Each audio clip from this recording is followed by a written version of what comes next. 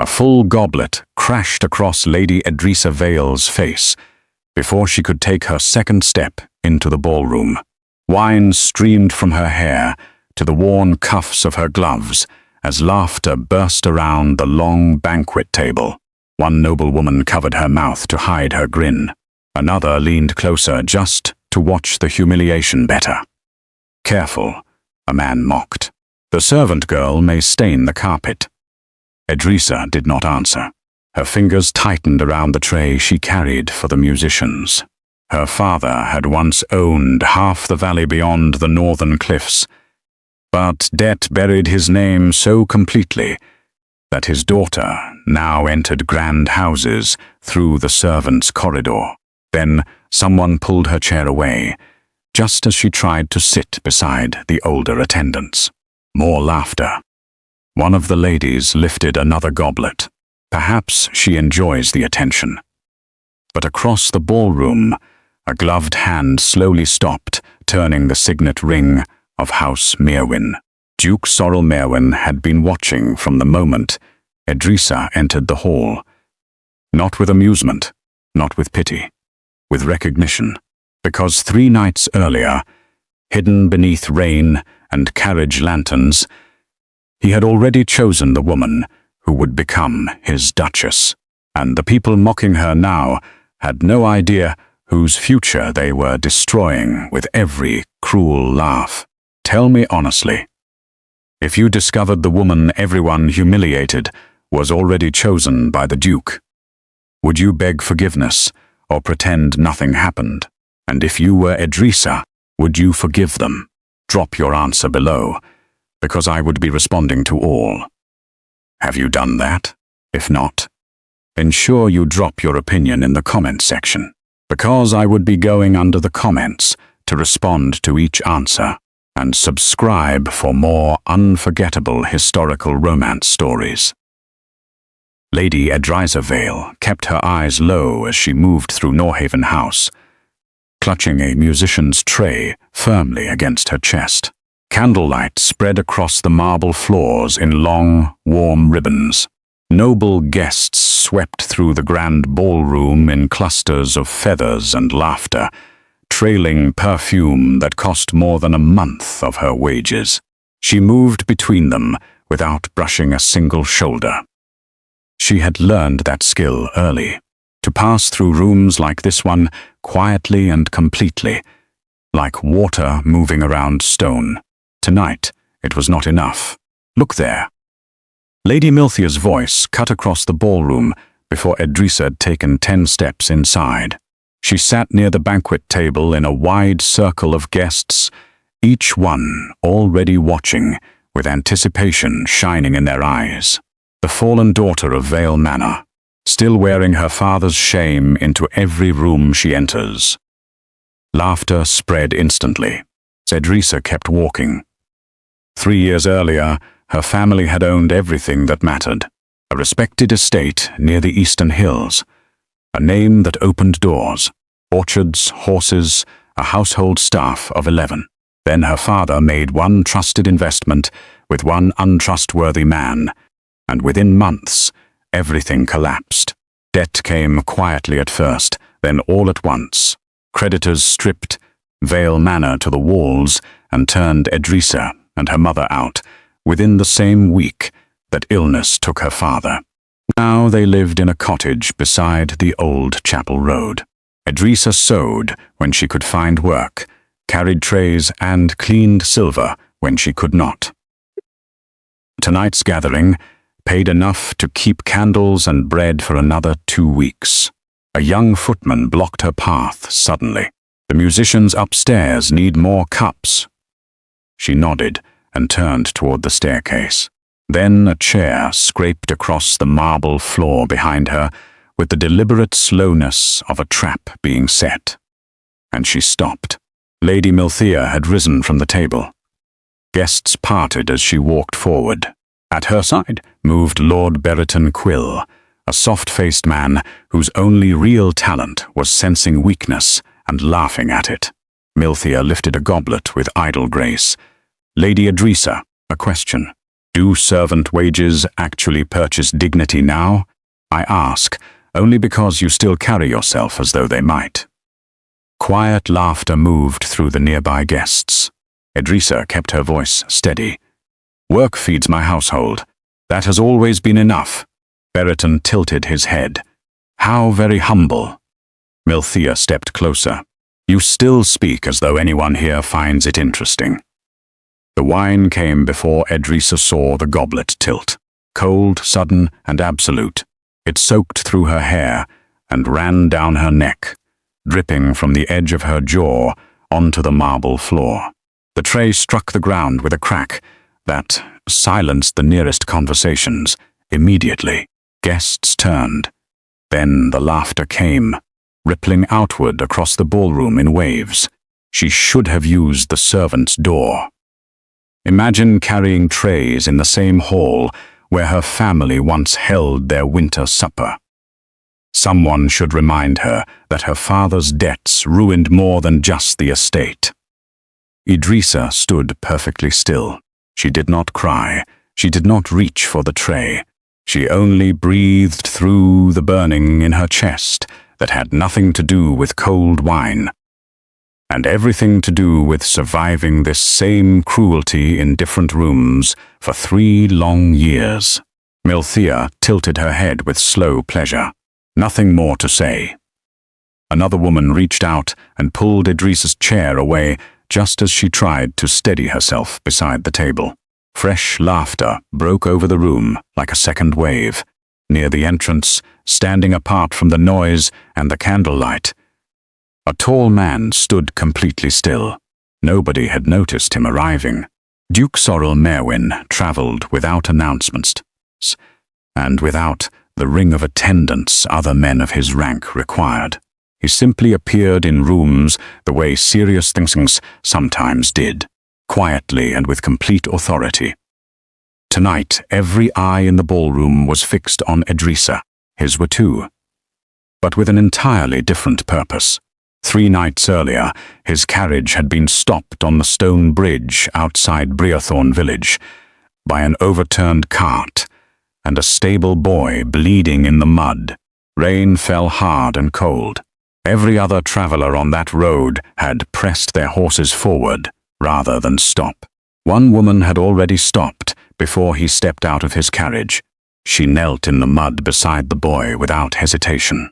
She tore a strip from her own sleeve and pressed it firmly against the wound, speaking to the boy in a low, calm voice so he would not panic. When she looked up and found Sorel standing there with the lantern, she studied his face for exactly 1 second. "Please hold it higher," she said. "I cannot see the wound properly." He held it higher. She never asked his name. When the physician arrived and the boy was settled, she thanked the stranger simply and walked back to her own small cart without waiting to be praised. He had asked the physician her name before morning. Edrisa Vale, daughter of the late Henry Vale, currently employed in domestic service.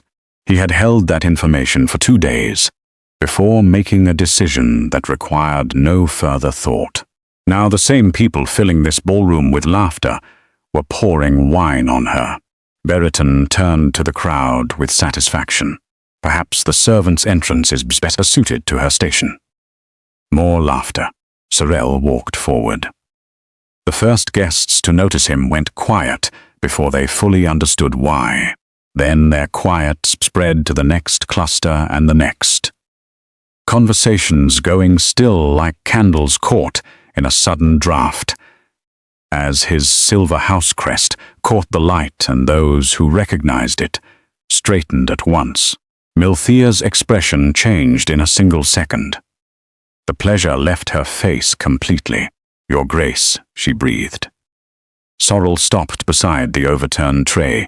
He looked at the wine on the floor, at the stain across Edrisa's collar, then at Milthea. "You did this?" The question was quiet.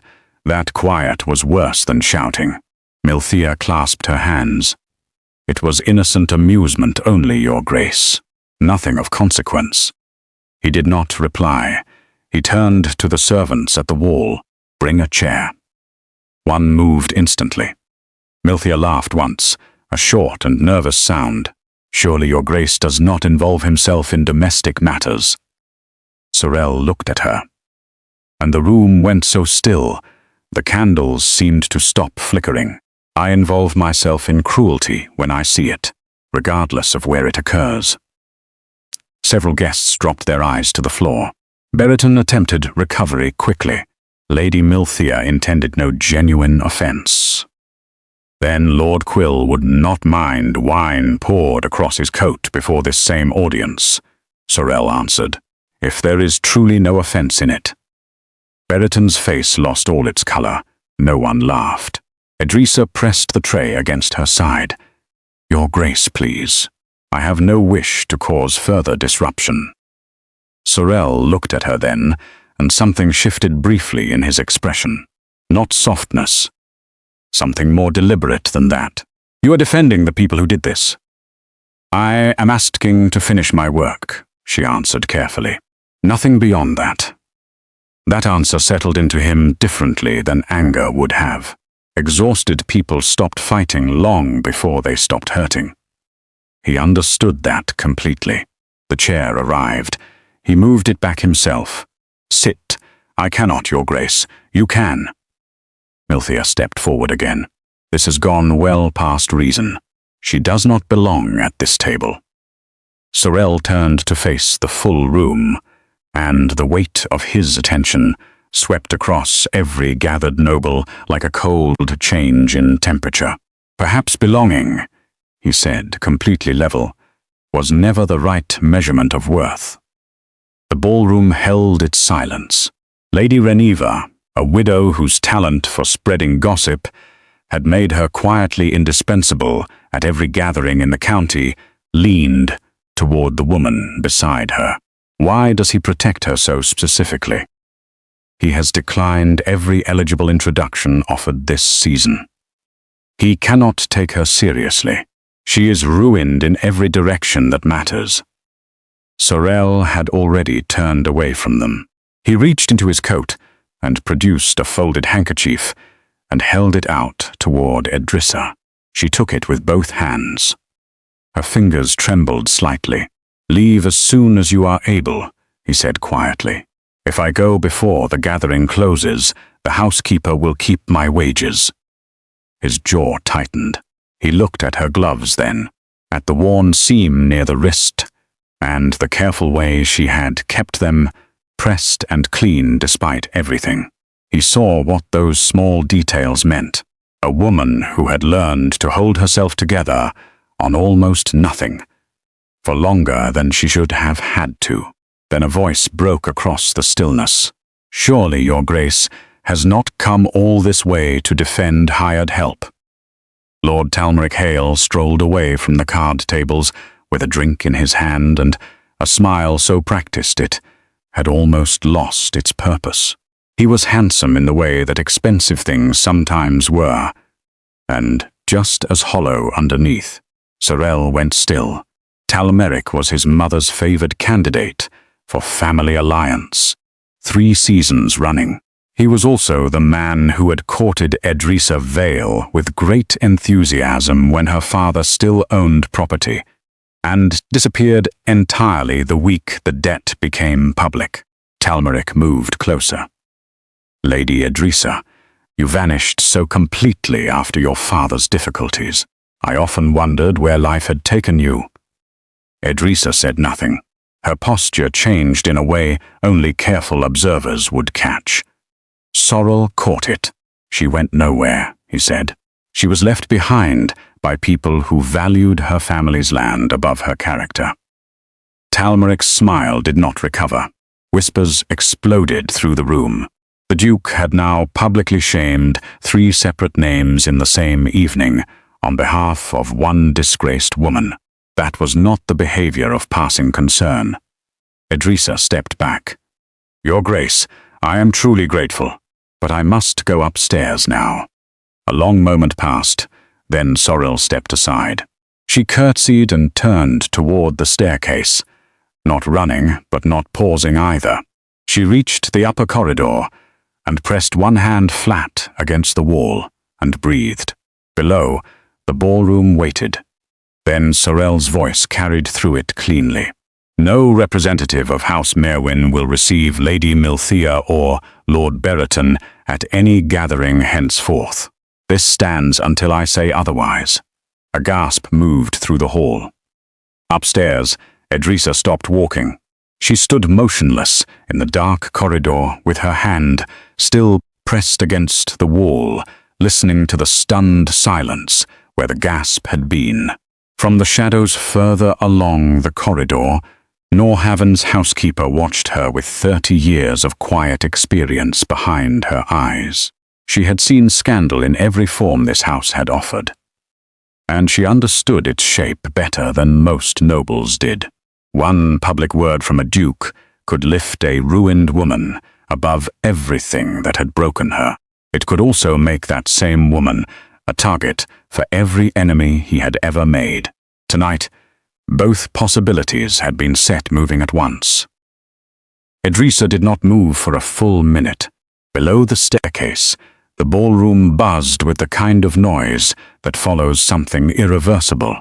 Voices speaking over other voices, chairs scraping, guests drawing tightly together to exchange what they had just witnessed.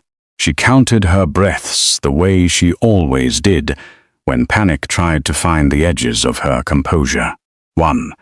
The Duke had just removed 2 powerful names from every gathering his house influenced.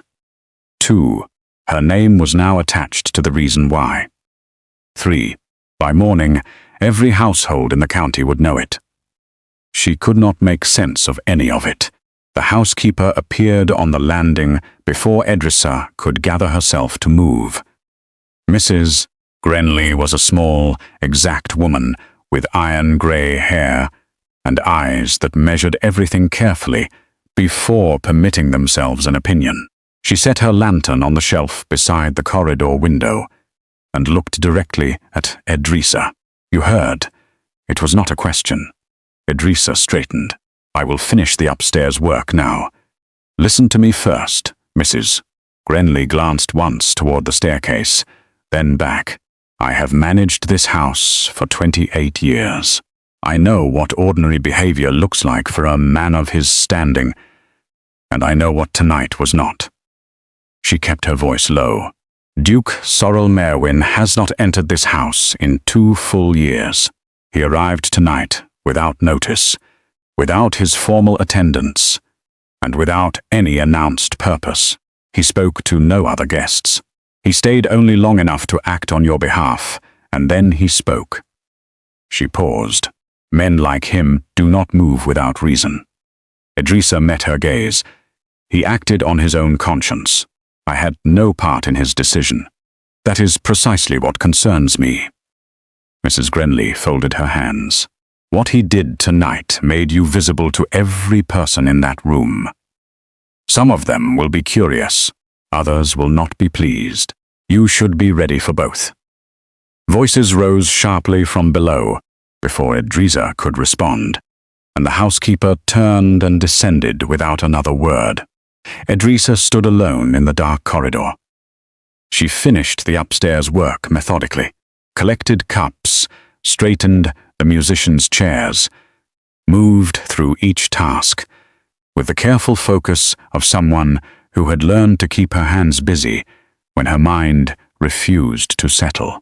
When the gathering finally broke apart and the last guests departed, she collected her wage from the steward's table near the back entrance, wrapped her coat tightly, and slipped out through the servants' door. The cold night air met her at once. She stood on the cobblestones behind Norhaven House and breathed. Then she took the side lane. The main road passed in front of the house, and she had no desire to walk past departing noble guests with dried wine still stiff in her collar. She had not walked 10 minutes when she saw the carriage. It stood ahead on the narrow lane, already stopped and waiting. The paneling caught faint moonlight through the trees above, lacquered, smooth and deep, with a small silver crest pressed cleanly into the door. House Merewyn. She stopped walking. The window lowered, and the Duke's steward appeared in the opening. Mr. Carwick was a precise, compact man with close-cropped hair and the deliberate manner of someone who had long ago decided that efficiency and loyalty were the only qualities worth his full attention. His Grace asks that you accept a safe conveyance home this evening, Miss Vale. Edrisa looked at the carriage without stepping forward. That is not necessary. His Grace anticipated that reply. Carwick extended a sealed letter through the window. He also asks that you read this at your own convenience. No response is required on any particular schedule. She looked at the letter. The seal pressed into the wax was small and clean. The crest of House Merewyn in dark silver. She stepped forward and took it. The carriage, Miss Vale. She thought of the long walk ahead in the cold, of her mother's candle burning low in the cottage window, of the dried wine still stiff against her collar, and the long lane between her and the chapel road. Only as far as the chapel road, she said. Of course. Inside, the carriage was warm and completely still. No elaborate cushions or display of unnecessary wealth. Simply clean leather, steady motion, and warmth. Edrisa sat with the letter in both hands and watched the dark lane pass through the small side window without opening it. She was still holding it sealed when the carriage stopped at the edge of the chapel road. She stepped down quickly, thanked Carwick in a voice more composed than she felt, and walked the remaining quarter-mile to the cottage, alone. Her mother was awake. Lady Petra Vale sat beside the small fire in their cottage sitting-room, upright and composed in the way she had always been, even through the worst of it. As though dignity were a habit too deeply formed to abandon regardless of circumstance. She looked up when Edrisa entered, and her eyes moved immediately to the stain dried into her daughter's collar. She waited. Lady Milthea poured wine over me at the gathering, Edrisa said, sitting down across from her, in front of the full room. Petra kept her hands folded in her lap. The Duke of Merewyn intervened. He banned Milthea and Brereton publicly from any gathering under his house. Edrisa set the letter on the small table between them. He also sent this with his carriage. Her mother looked at the letter. The crest of House Merewyn was unmistakable even in firelight. "Open it," Petra said gently. "I already know what it is," Edrisa answered without moving. "Then you know you need to read it." The fire crackled quietly between them. Edrisa broke the seal. The handwriting inside was steady and deliberate. Each line had been placed like something decided upon twice before being committed to paper. "Miss Vale, you do not know me by name, though we have met before tonight. I was the man on the Breathorn Bridge on the evening of the 14th. I held the lantern. I have thought carefully before setting this down. I am not a man given to impulse. And I will not pretend this letter has a casual purpose. I have reason to believe you are a person of extraordinary character, and I would welcome the chance to speak with you further. Should you be willing to permit it, no obligation is attached to this request. No answer is demanded on any particular schedule. I am at Casto Hall until the close of the month. Sorel Merewyn." Edrisa read it twice. Then she set it face down on the table and looked at the fire. He had been at the bridge, the quiet stranger who had appeared from behind the carriage and held the lantern exactly where she asked. Without question, without announcing himself, without expecting acknowledgement afterward. She had thought nothing particular of him at the time. People helped each other on dark roads when they chose. Some of them did. She had not once imagined the stranger might be the Duke of Merewyn. She had not known he already knew her name. She understood now that some kind of judgment had been made about her long before that ballroom, before the wine and the cruelty and the public noise of this evening. Her mother had been reading her expression throughout the silence. "He saw you before tonight," Petra said. Edrisa nodded once. "And he saw you clearly enough to write that." Silence stretched between them, thin and thoughtful. "He is a duke," Edrisa said, as though that contained every reason she had for remaining still. Petra, Vale looked at her daughter across the small table, with the patience of a woman who had lived through great certainty and great loss, and learned the difference between fear and wisdom. "I know exactly what he is," she said quietly. "I am asking what you intend to do about it." Edrisa did not answer that night. She placed the letter on the window ledge beside the last candle, changed out of her ruined clothes, and lay down in the narrow back room. She stared at the ceiling for a long time before sleep finally came, reluctantly, the way it always did when her mind refused to settle. That same morning, far across the county, inside the long east wing of Casto Hall, another conversation had already begun.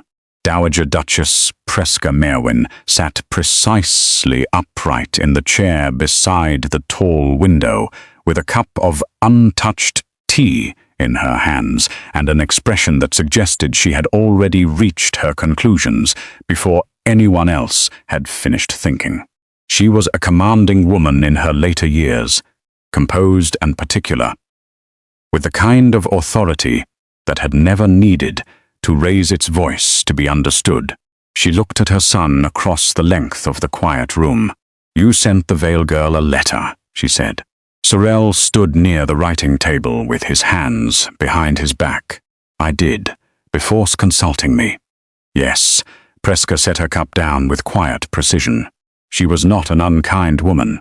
She was a practical one, and practicality had guided the house of Merewyn through 2 generations of difficult choices without apology. "The family is ruined," she said plainly. "The estate is gone. The name carries debt and gossip in equal measure across every county that knows it." She tore part of her own clothing in cold rain to stop a child from bleeding to death while a road full of titled people kept moving. Sorel answered in the same plain tone. "I was standing 3 feet away, and I watched it happen." Character does not restore a family's standing, nor does rank restore a person's character. Preska studied him steadily. She had pressed Lord Talmeric Hale's name toward her son for 3 consecutive seasons. She had arranged dinners, prepared introductions, drafted careful invitations. Before that, she had listed 4 other names, each of them attached to families with clean standing and substantial property. Sorel had reviewed every single one of them with the same polite and complete indifference. She had never once seen his expression change when she mentioned any of them. It has changed now, not dramatically, not in any way a stranger would notice.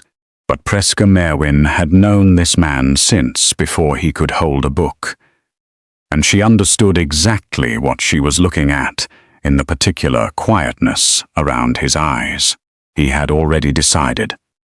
"She will not come to this easily," Preska said carefully. "If she has any sense, the weight of what this means will frighten her." "I expect that," Sorel said. "I intend to be patient." Preska was quiet for a moment. Then she stood, smoothed her skirt, and walked to the window. Outside, the grounds of Casto Hall stretched long and pale under a grey morning sky. The north lawn trees held the last of the season's leaves. "There is also the matter of Talmeric Hale," she said carefully. "He will not accept last night quietly. You insulted him before his own peers. He abandoned her the week her family's debt became public," Sorel replied. "Whatever he chooses to feel about last evening is his own affair." Preska turned from the window. He has powerful friends, Sorrel. So do I. She looked at her son for one long, measuring moment. Then something shifted in her expression. Not agreement exactly. The first small movement of a woman reassessing ground. She thought she already understood. Send Carwick to confirm the letter reached her properly, she said at last. She took it from his hand herself. Sorrel answered. Last night. Preska turned fully away from the window and sat back down. Then we wait, she said quietly, lifting her cup at last. And we find out exactly what kind of woman she is when the world stops watching.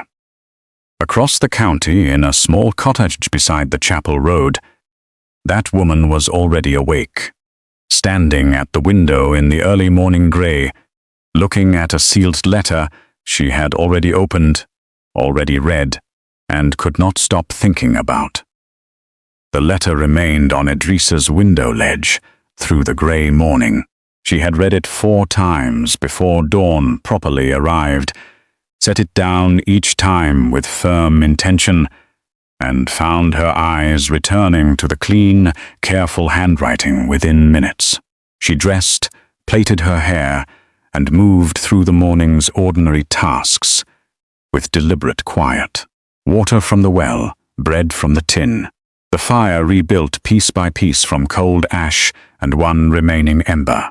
Her hands stayed busy while her mind worked at things she had not yet found words for.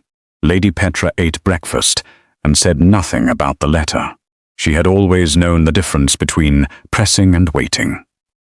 And waiting had never cost her daughter anything. Footsteps on the path came before mid-morning. Edrisa moved to the window before going to the door. The figure at the gate wore a well-fitted grey coat with polished brass buttons and carried his hat in both hands with the studied ease of a man who has thought carefully about how he looks arriving somewhere he may not be wanted. Lord Talmeric Hale. She opened the door and stepped outside before he could touch the latch. Miss Vale. His smile arrived before anything else, warm in the exact proportion he had decided the situation required. Forgive the hour. I came directly because I could not let the morning pass without speaking to you after last evening. There was no need, she replied. There was every need. He moved along the short path and stopped precisely 3 feet from the door. Close enough to read as concern, far enough to read as respect.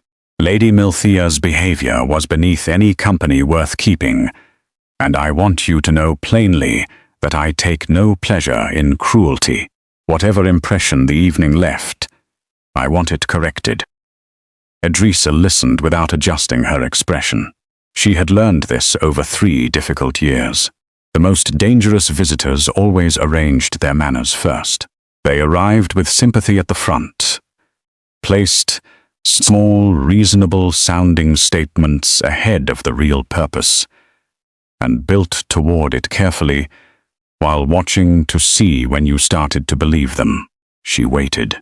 There is also something you should understand, Talmeric continued, his voice dropping slightly. What the Duke did last evening attracted serious attention from powerful people who will not accept public humiliation without response. Your name is bound to the insult now, whether you had any part in it or not. You are a considerably more accessible mark than he is. I did not ask for his intervention, she said. That matters very little to the people I am describing. He met her eyes with practiced gravity.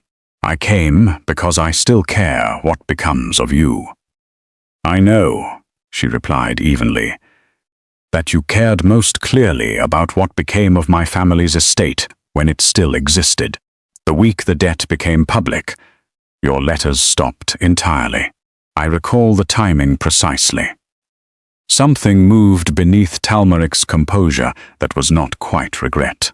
It was the specific expression of a man who prepared for resistance, and found a quality of it he had not anticipated. The circumstances were complicated, he said. They were not complicated, she answered. They were simply unfavorable. "Good morning, Lord Hale." She stepped back inside and closed the door without force. She stood at the kitchen table with both palms pressed flat against the wood and breathed slowly until the cold that followed, that kind of encounter, settled out of her chest. She was not shaking. She had moved well past the point where men like Talmeric made her shake, but she gave herself 30 honest seconds before she moved on. He had not come to warn her. He had come to read how much she already understood. Inside the private sitting room at Hale Townhouse, Talmeric poured a drink he had no intention of finishing and stood at the window.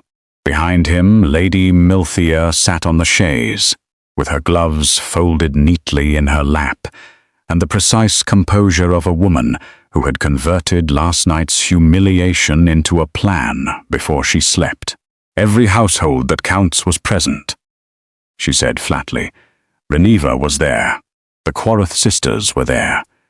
By now the capital has a version of events." She paused. "He did not simply embarrass me. He closed the doors." "I know," Talmeric said. "Then you understand that sitting quietly is not a choice available to me." He turned from the window.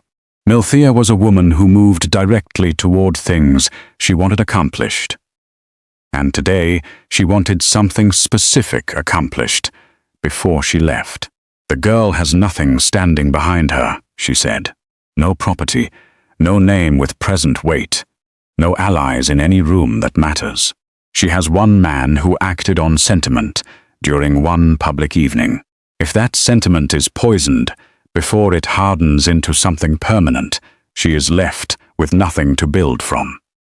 She smoothed the edge of her glove.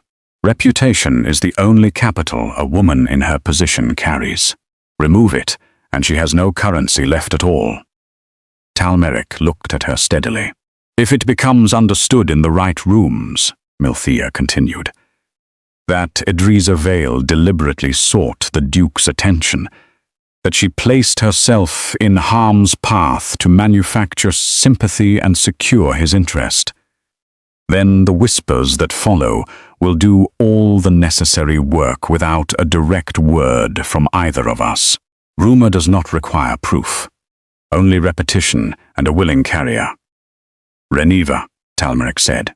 "She is already asking questions and requires only a convincing direction," Milthea replied. "I can provide that. She will do everything else without prompting. When the Duke investigates the source..." Milthea's expression did not shift. "By then, the version will already be believed by the people who matter most. Truth has always moved considerably slower than a well-told story in comfortable company. You know this, Talmeric." He picked up his glass. He set it down without drinking. He said nothing that resembled a refusal. That same afternoon, Edrisa walked to the village draper's for thread and understood, before she reached the cloth stall, that her name had already arrived there ahead of her. A woman she had known since childhood stopped mid-sentence the moment Edrisa came within earshot. The shopkeeper's wife looked up with the particular brightness of someone sitting on freshly received information, and not yet settled on their expression. Two men near the lane end angled themselves deliberately in another direction. Norhaven's gathering had ended barely 18 hours ago.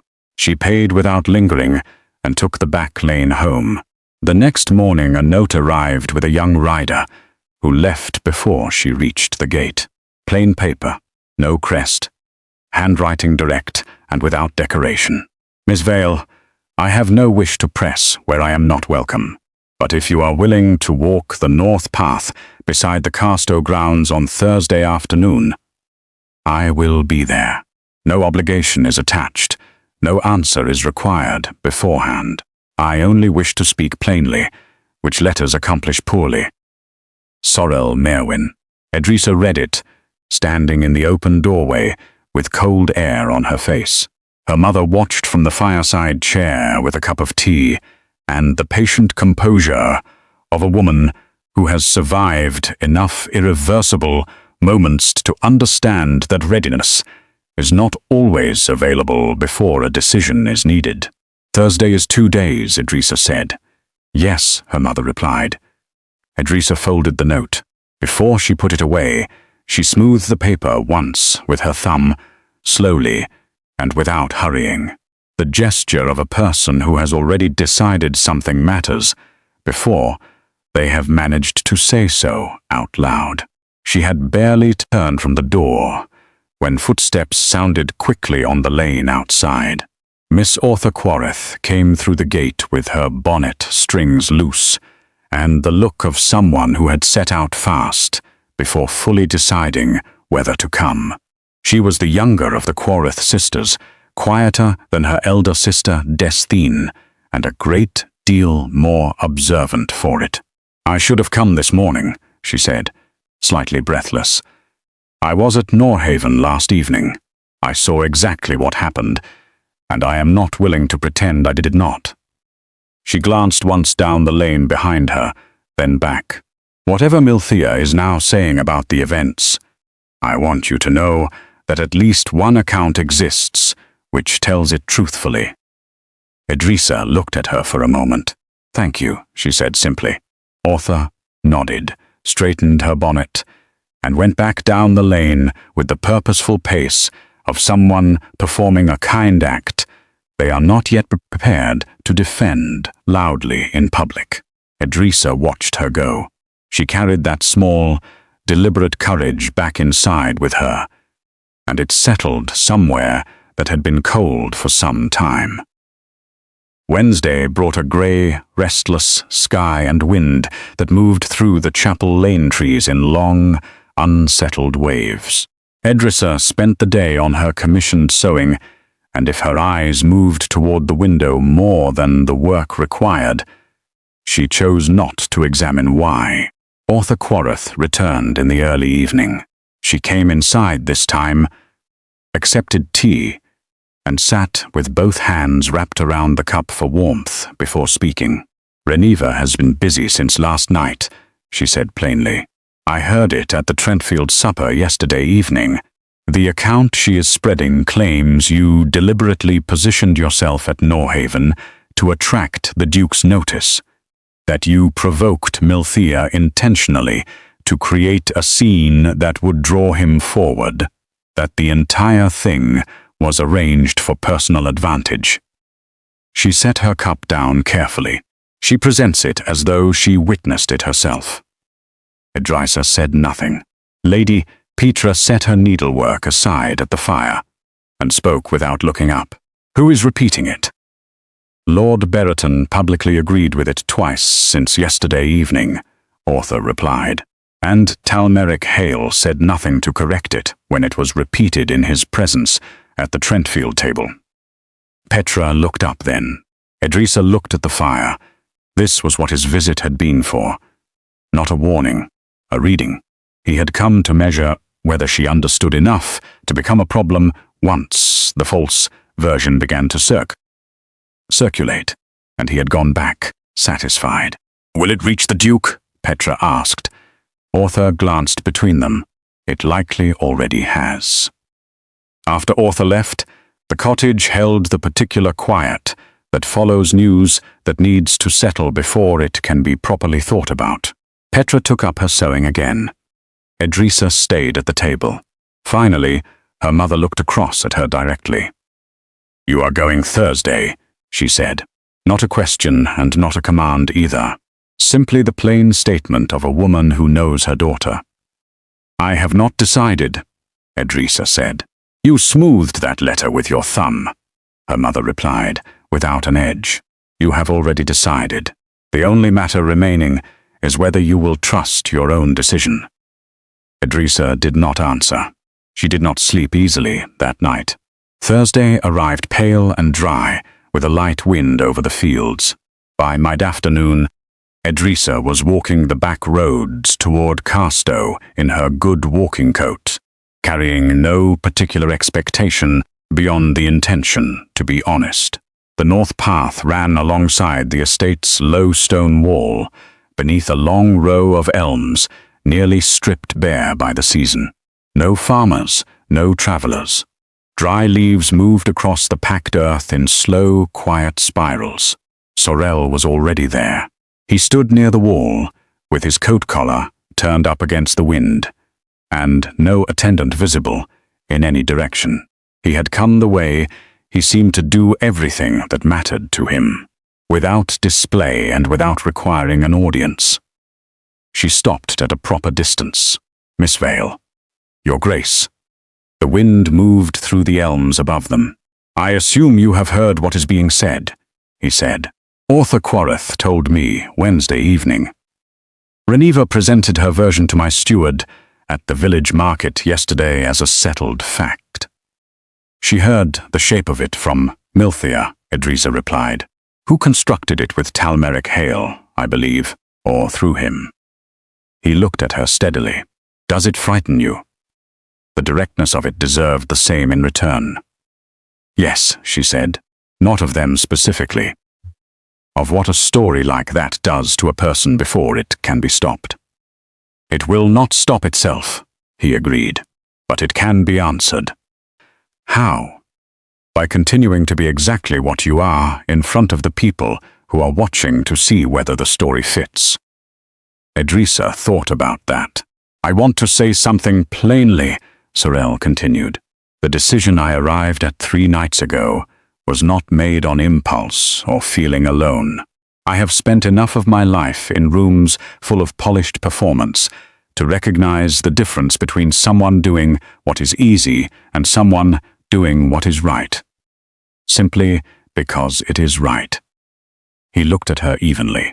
"On that bridge, in cold rain, with no audience and nothing to gain, you acted as though the stable boy mattered the same as anyone else on that road. He did matter. You simply understood that when every other person on that road chose not to." Edrisa looked at the stone wall for a moment. "I did not know who you were," she said. "I want you to be clear on that." "I know you did not," he replied. That was precisely the point. A quiet stretched between them that was open and honest in the way outdoor silences sometimes were when there was nothing to perform for. "I have learned to want very small things," she said after a moment. "Safe things, the kind that cannot be destroyed by another person's decision. I do not know how to reach for something larger without being afraid of what happens if it falls." "I am not asking you to stop being afraid," he said. "I am asking whether you are willing to keep talking." She looked at him directly. "Yes," she said. "I think I am." One quiet nod, one shared breath. Then footsteps sounded from the far end of the path. Edrisa turned. Lord Talmeric Hale was walking toward them with the unhurried ease of a man who has timed his arrival and wants it to appear accidental. Beside him moved a tall woman in a dark traveling coat, with composed, commanding features and silver, threading her hair at the temples. The Dowager Duchess Preska Merewyn moved with the particular authority of someone whose presence rearranges the air in a space before she speaks. Sorel turned without haste. Talmeric's smile spread with the ease of a man holding a card. He had been waiting for the right moment to play. "Your Grace, a remarkable coincidence. The Dowager Duchess called at Carstow this morning, and your steward happened to mention this direction." He looked at Edrisa with carefully measured warmth. "Miss Vale, you appear well." The Dowager Duchess did not offer pleasantries.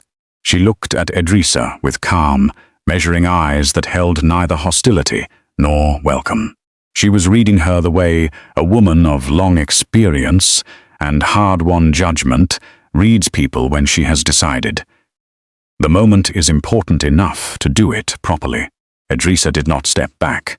She met those steady, assessing eyes and held them with everything 3 years of surviving difficult rooms had given her.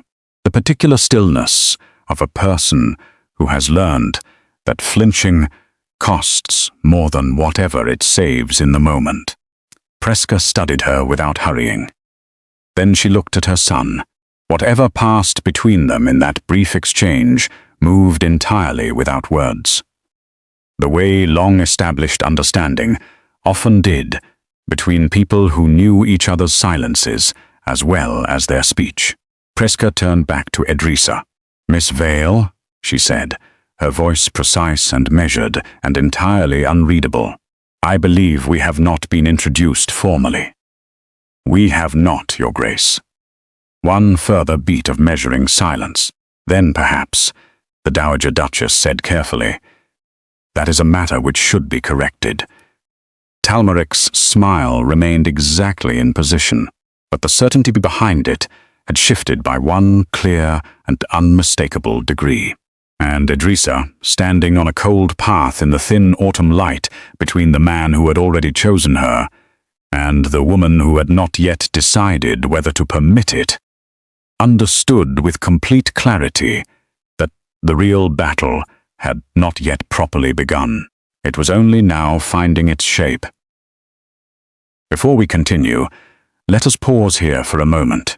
The Dowager Duchess stood on that path and looked directly at Edrisa without flinching.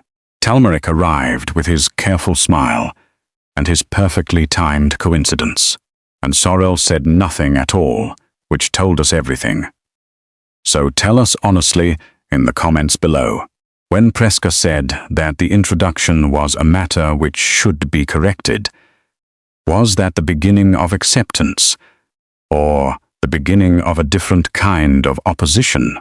And what do you think Talmeric is truly after? Is it Edrisa he wants, or is it simply that he cannot bear to watch someone else value what he discarded? Drop your answers below. We read every single one. Have you done that? Now, let us continue. The walk back from the North Path was quiet and careful, in the way that charged things sometimes were. Preska had suggested, in the measured tone she reserved for suggestions that were not truly optional, that they all return to Carstow Hall for tea. Talmeric accepted before anyone else could speak, which told Edrisa he had not come by coincidence at all, and had no intention of leaving without whatever he had come to obtain. Sorrel walked ahead his mother along the stone wall path. Edrisa followed at a proper distance and used every second of that walk to settle herself. Carstow Hall was older than it looked from the lane. Once past the iron gate and the long gravel approach lined with stripped elm trees, the house opened into a place of high ceilings, dark-paneled walls and long windows that admitted pale light in wide, clean sheets. It was a house that had been lived in genuinely rather than arranged for impression, and Edrisa noticed that detail immediately. They gathered in the south sitting room. A fire already burned. Tea arrived within minutes, carried by a housemaid who moved with the crisp efficiency of a well-managed household. Preska poured without offering it as a question. Talmeric settled his cup and began. "Your Grace," he addressed Preska directly, which was its own kind of calculation, going around Sorrel to reach the woman whose opinion he had judged more movable. "I came today partly from genuine concern. There is a version of recent events now traveling through every household of consequence in this county, and it does not reflect well on anyone seated in this room. I felt someone ought to say so plainly." Preska did not look up from her cup. "Which version concerns you, Lord Hale?" she asked. A brief hesitation. "The one suggesting that Miss Vale deliberately manufactured the incident at Norhaven to attract my own family's notice." Edrisa set her cup down carefully. "That is a version you allowed to travel without correction," she said, completely level. "I was told you were present at the Trentfield supper when it was repeated and said nothing." The room went still. Talmeric turned toward her with the expression of a man who had prepared extensively for resistance and still found himself slightly behind it. "I was choosing my moment," he said. Speaking too soon in those rooms only entrenches a story. I know how to manage these things. You managed them by arriving here today, Sorel said from the window, where he had been standing with his back partially turned since they sat down. And using a rumor you helped construct as your reason for entry.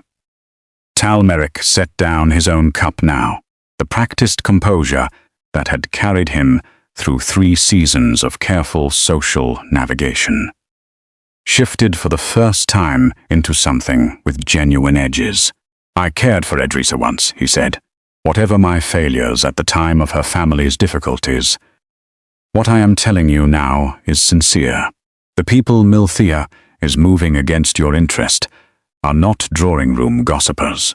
Lord Bereton's family holds 3 county appointments. The Reneva connection reaches into the capital directly. If this proceeds without management, it will not stop at whispers. Presca looked at her son. Sorel turned from the window. Something moved between them without requiring speech. Then Presca addressed Talmeric again. With the particular quality of attention she gave to things she intended to end permanently. Lord Hale, she said, you came here to determine one of 2 things.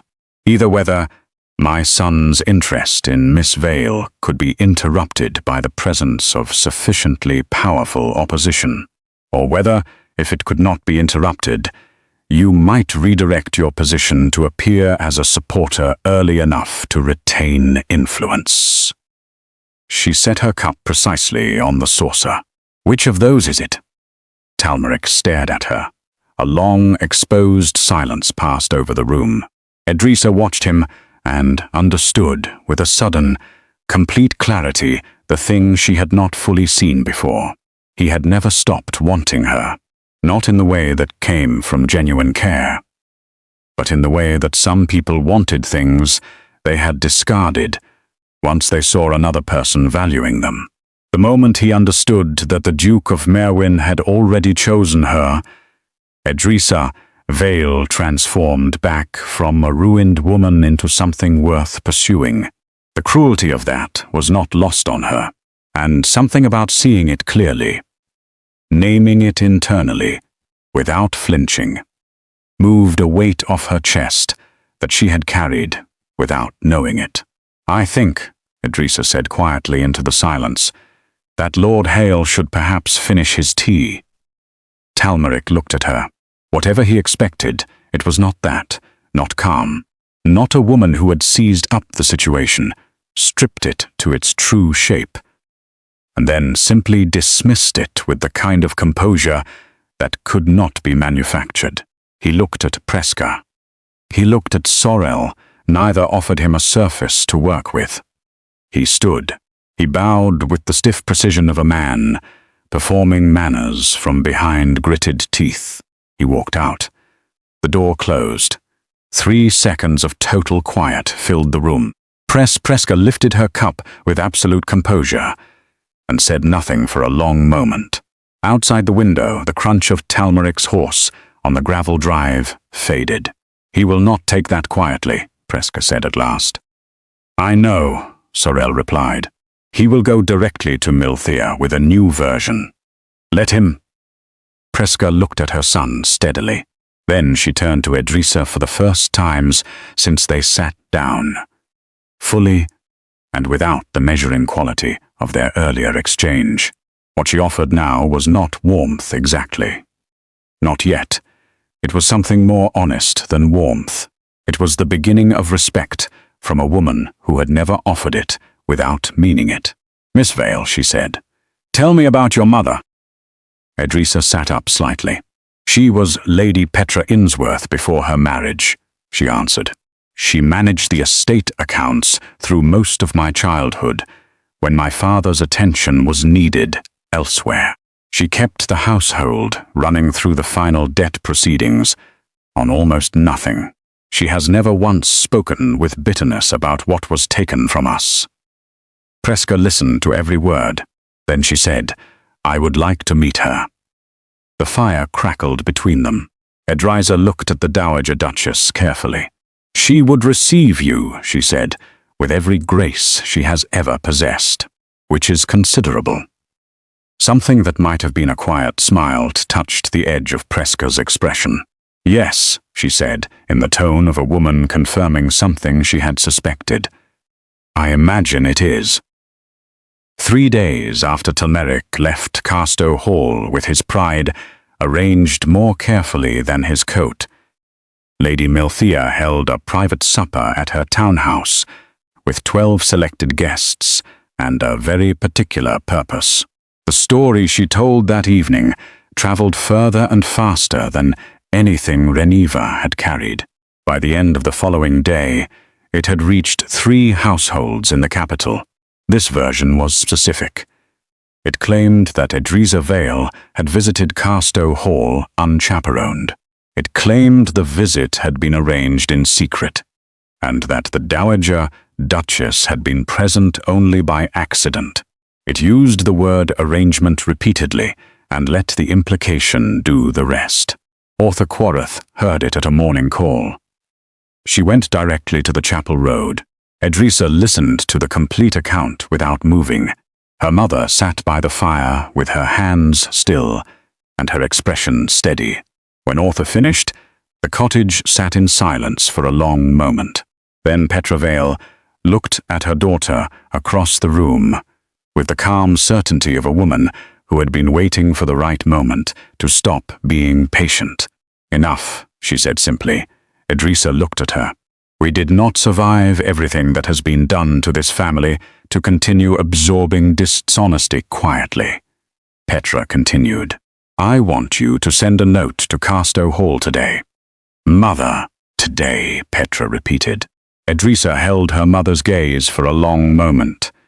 Then she went to the writing table. The note she sent was short. She wrote that she had become aware of the specific version now traveling through the county. She wrote that she believed the only answer to a deliberate falsehood was a deliberate truth, stated clearly. And in front of the people it was intended to deceive. She wrote that if he agreed with that position and wished to provide an opportunity for it, she was prepared to attend whatever gathering he felt was appropriate. She signed it with her full name. The reply came before evening. Sorel was hosting a formal dinner at Casto Hall on Saturday. His mother had extended invitations to 17 guests across the county. Those 17 guests included every household that Milthea had reached with her story. It also included Lady Reniva, Lord Brereton and Lord Talmeric Hale, whose invitations had been written in the Dowager Duchess's own hand. Author's invitation was included. Her elder sister Destine Quarith was included. And at the bottom of the page, in Sorel's handwriting, separate from the formal details, a single line. I am glad you wrote. Edrisa folded the page and kept it. Saturday arrived with cold, clear air, and a sky swept entirely clean by the week's wind. Casto Hall blazed with light from every window along the front face, warm and deliberate against the dark. Carriages arrived steadily from the lane. Inside, candles burned across 3 long rooms, and a dining table set for 20 people gleamed under the chandelier. Edrisa arrived with her mother in Sorel's carriage, which he had sent without making it a question. Lady Petra stepped down with the bearing of a woman returning to her proper element after a long and unjust absence from it. She straightened her coat, took her daughter's arm, and walked through the front entrance of Casto Hall, as though she had done it 100 times. The hall inside was already half full, heads turned. Reniva stood near the east wall with a glass, and the particular expression of someone revising a story mid-telling. Brereton stood near the fireplace and went still the moment Edrisa came through the door. Talmeric was visible near the tall window at the far end, with his back partially turned and all the false ease of a man who already knows the evening is not going to deliver what he came for. Milthea was not present. Her absence said more than her presence would have. Presca Merewyn came forward from the sitting room to meet them, dressed formally, and with the full bearing of the Dowager Duchess of Merewyn on clear and intentional display. She extended her hand to Petra Vale first. "Lady Petra," she said warmly, "I have been looking forward to this." Petra took her hand with quiet grace. "As have I, Your Grace." The room watched this exchange with the complete attention of people who understand they are witnessing something definitive. Sorel appeared from the corridor and came directly across the room. He stopped before Edrisa and looked at her briefly with that expression she had learned over these past days. Not soft, not performative. The particular focused steadiness of a man who says exactly what he means when he speaks and saves his sincerity for the moments that require it most. "You came," he said quietly. "I told you I would," she replied. They moved into the dining room. At the table, Sorel seated Edrisa to his right. The placement was not accidental, and no one in the room misread it. To his right was the seat of significance, of standing, the seat a host extended to the guest, whose position at his table he wished to make unmistakable. Reneva's account of the evening changed shape entirely at that moment, and she knew it. She spent the supper recalibrating with visible effort. Beriton ate quietly and spoke to no one about anything that mattered. Talmeric sat 4 seats down and carried the evening with careful small conversation and the composure of a man performing an exit before it was announced. He would leave quietly and find a different room in a different county to make his next attempt from.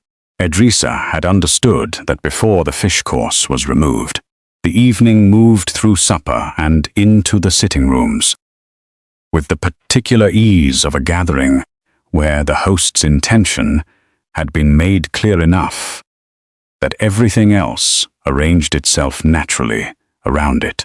Conversations happened, tea was poured. People who had arrived with versions of a story left with the understanding that the story had been replaced by something real and witnessed directly. Toward the end of the evening, when guests had begun to move toward the entrance hall for their coats and carriages, Edrisa stepped out through the side door into the cold night garden. She needed a minute of genuine quiet, outside the warmth and the noise and the weight of being looked at. The night was sharp and completely clear. Stars spread across the dark above the stripped elms in the kind of uninterrupted display only seen far from city windows, and she stood with her face lifted toward them for a long moment with her hands loose at her sides. She heard the door behind her. Sorel stepped out and stood a few feet to her left and looked upward at the same sky without any apparent urgency. They stood like that for a moment together. "Your mother held herself beautifully tonight," he said. "She always does," Edrisa replied, "even when it costs her a beat of quiet." "I want to ask you something," she said. "Yes, 3 nights of rain on a bridge, 14 days of letters and carriage rides and contested paths, a formal dinner to place me at a table in front of everyone who was told I manufactured all of it. You move with considerable certainty for a man who barely knows me." He was quiet for a moment. "I know enough," he said. "How?" "Because what I saw on that bridge was not performed for my benefit," he said. "You did not know I was there. You saw a child in pain, and you acted without pausing to consider what it cost you. That is not a quality a person constructs in the moment. It is either present or it is not." She looked at the sky. "I am still afraid," she said honestly. "Of what specifically?" "That I am standing in a situation too large for me, and that I will break something irreplaceable by handling it wrongly." "You have not broken anything yet," he said. "You sat in a room tonight with every person who chose to believe the worst of you, and you were still completely yourself. That is not small." She was quiet for a long time. The cold wrapped around them and the stars burned above the elms. "Sorel," she said, using his name for the first time without a title in front of it, testing the weight of it quietly. He turned slightly. She held the silence for one more full breath. "I do not know yet what I am willing to reach for," she said honestly, "but I know I am no longer afraid to find out." In the warmth of the sitting room behind them, Lady Petra Vale sat beside Dowager Duchess Preska Merewyn on the long settee near the fire, and talked with the ease of two women who recognized each other from the first real exchange. Outside in the cold garden, the Duke of Merewyn and the woman he had already chosen stood under the same winter sky and said nothing further, because nothing further was required. Inside Milthia's townhouse across the county, she received the account of the evening from Reniva's letter before midnight. She read it standing up, without sitting down to finish it, which said everything about how it landed. Everything she had tried to prevent had happened regardless. In rooms she had tried to close. In front of witnesses she had chosen as carriers of a different story entirely. And Lady Edrisa Vale, the ruined daughter from the Chapel Road, had sat at the Duke's right hand at a formal merewyn table and worn her own name as though it had always been the finest thing in the room. Milthia set the letter down on the desk. She stood in the quiet of her own house and felt the distinct and particular coldness of a woman who looked across the remaining board and found there was no move left, because the hands that had poured that wine at Norhaven, certain and laughing and completely without consequence, would one day have no choice but to bow before the woman they had soaked. That day had not yet arrived, but it was coming. Anyone watching closely enough could already feel it moving through the air. "Now, before you go, we need to ask you something." When Edrisa said she did not know yet what she was willing to reach for, but that she was no longer afraid to find out, did that feel like the beginning of everything, or simply the first breath after a very long time underwater? And if you had been Milthia that night, reading that letter, what would your next move have been? Drop your answers in the comments. Tell us where, in this beautiful world, you are reading from tonight. And if this story reached somewhere inside you that you were not expecting, please subscribe so we never lose you before the next one begins.